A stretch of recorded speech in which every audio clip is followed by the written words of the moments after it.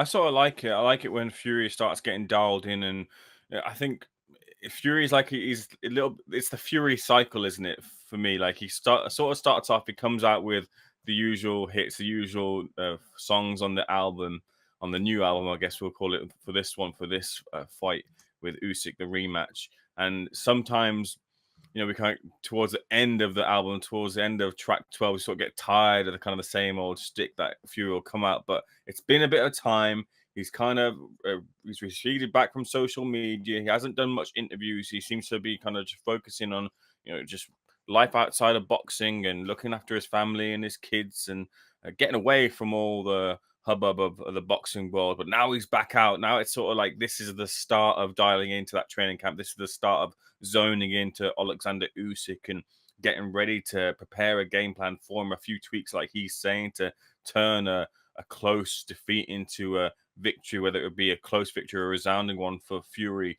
He and his team will have looked at the fight backwards and forwards, of course, looking forwards to trying to turn that victory, that defeat into a victory and turn it into a victory. They feel like maybe they only have to do a couple of things, maybe in the same sort of way that they approached the Wilder fight the first time, where he danced around and was the Fury of old, and then he found himself on the canvas and got back up and then took it to Deontay Wilder. Maybe they'll look at everything that happened in the Usyk fight, and so the moments where he really took it to Usyk, it looked like Usyk was on the cliff edge and ready to fall with another push or a punch from a giant at the top of the hill. It seems like to me that Tyson Fury has got himself in his mindset. He knows what he's going to do. He's stuck with his team, most importantly. Whether the dynamics of the team change on fight night is another thing, but the team is the same. The band is back together and they're ready, fit, and firing. And I like the lines from Tyson Fury. I like it when he's kind of saying F you and F this and F that. It's him against the world. He's happy to take on all comers. He's a man of the people as well, too. I saw him take photos with every man, his man and his dog. And he could have easily said to poor old Ames, who was trying to get a word with him, he could have easily said, kick rocks, kid. But no, he's happy to answer one or two of my questions. They're on there on a short, if you want to see it. 8 seconds of gold with Tyson Fury.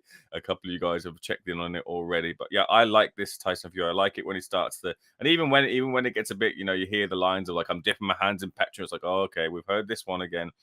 Every now and again he comes up with something fun and funny, and I'm looking forward to some of the jibs and jabs and jibes heading into this fight with Usyk the second time around.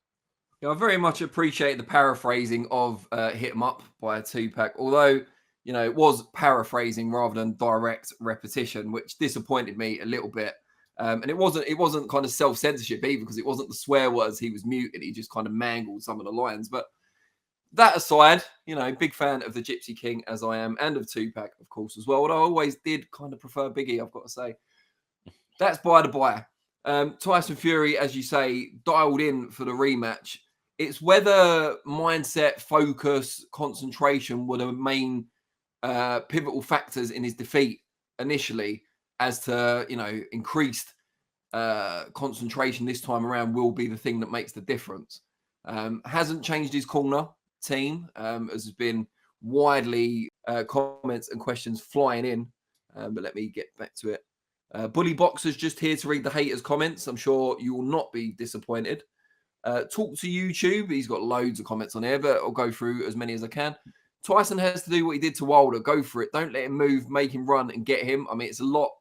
I would suggest it's a lot harder to pin Usyk down than it was Wilder. What's going to be different in the rematch is my question, and how will you execute it?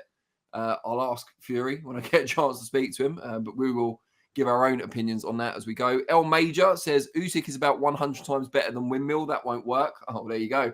El Major's done my job for me now. I wish I would have read that first. Buster B, what's going to be different in the rematch is that Fury gets knocked out within 6 rounds. That's bold. But as we're talking about that, Buster B, before I go into the rest of the chat, we are going to put the poll out nice and early. It's a very simple one this week. What happens in the rematch? Or who wins the rematch, rather? Usyk, Fury. Let us know what you think. We will read out the results of the poll at the end of the show, but Modfather Vinny will put that up in the live chat now. So please do vote. Talk to YouTube here again says Tyson is a monster when he's in that zone. He was trying to play chess with the best chess player this time. I think go for it the same way he did with Wilder. Don't pull back because Usyk is dangerous with chess. We said chest, but I'm assuming he means chess. Thunder Road says, if Tupac is in the title, Danny should have opened with Hit 'em Up. And as I told Thunder Road in the chat, I did open with a line from Hit 'em Up. I'm not going to do the whole song a cappella, unfortunately, or maybe fortunately, to be fair. Pulse Life says Tyson needs to get back on the coke and come flying out in a Batman suit. Other drinks are available, including Coke Zero, which I applaud because it's sugar-free. Talk to YouTube again says, we need that warrior back because he was trying to play with a great boxer, but go for it. Don't let him move, hurt him, and he will crumble. DB Cooper 1, who's a huge fan of Eamon, as we know, even though he still can't spell his name, says, go on, Eamon, lad. Give us your best CeeLo Green crazy rendition or maybe a Fury fave of American Pie. A bit of a Don Henley. Is it Don Henley, American Pie? Thunder Road now says, really, was it one of Pac's verses? I didn't recognize it. That song is legendary. You didn't recognize it? Come on, it's one of the most well-known verses in the song. Never mind. Talk to you said, big respect to Seconds Out for the content. Thank you very much. We're here every week. DB Coupon now says, dipping his hands in petrol. Always thought Fury was more of a dipping my hands in red diesel stolen from the local farmer kind of guy. We can go into a whole kind of diatribe about Fury and local farmers, but I don't think we need to go back there. We're not here to dish out history lessons on a regular basis. Buster B, Fury has zero chance of winning the rematch. I think any heavyweight has probably got some chance in the sense that, they can all punch, and Fury has often been accused of not quite punching his considerable size. But given the skills he possesses and the size he is, he's always going to have a chance. Talk to YouTube said, Tyson went to play a chess game with a good player. He needs to go in there and stick it on him. Don't give him a chance to move around, make him start running. Then he's got him where he wants him. I don't know. I think Usyk's very effective off the back foot as well, but it's something we can talk about. Eamon, I mentioned just before we went into the chat about the corner team remaining the same. How significant do you think that is? Was the criticism of the corner and its impact on the fight result, do you think that's been overblown? I think with someone like Tyson, if it's worked so far and if it got you, sure, you didn't win, but on the judges' scorecards and for my scorecard as well, it was a close fight, and it could have, for a little bit of extra output here and there, a little bit of effective aggression here and there, you might have overturned that loss into a victory, and it worked to a degree. I think really what it's got to be is just kind of shoe shine and polish really the instructions and understand who's got to speak when and who's leading the corner and what kind of the roles are here, and that to be exercised or executed, or the instructions to be kind of sorted out between them during the round, and then they can feed it to Tyson just as direct as possible then and there. And then if they need to pass the baton on to something else, be as blatant as, all right, John, you speak now. What have you seen? If there needs to be anything additional, but that needs to kind of be sorted out between the three of Sugar Hill, John Fury, and Andy Lee, and Tyson can focus on his training. So it's really not something that will practically affect Fury in his preparations. It's a purely fight night thing.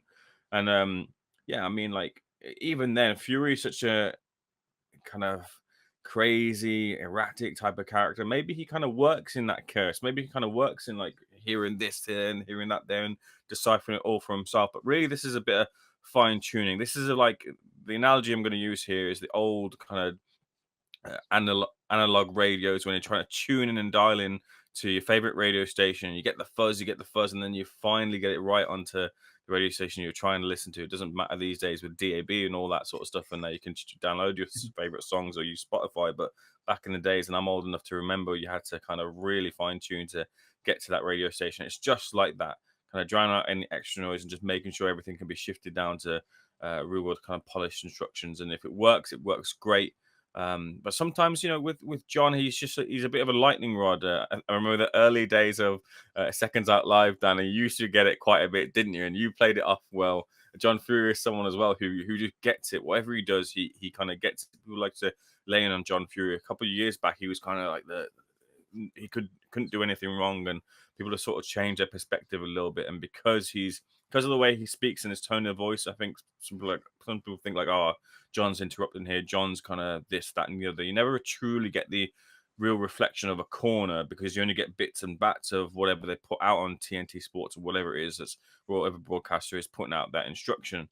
So we can't get a real true reflection of it. But if Tyson trusts John Fury, then it's on him. It's his decision and it's his accountability for it. If you trust John Fury, Sugar Hill, and Andy Lee, that's the accountability that he has to take for making that decision as well too. So Tyson here is saying, look, I'm happy with this, so you should be too. This is my best hand here, and I'm going with it for the rematch with Alexander Usyk. So we've got to see how it plays out.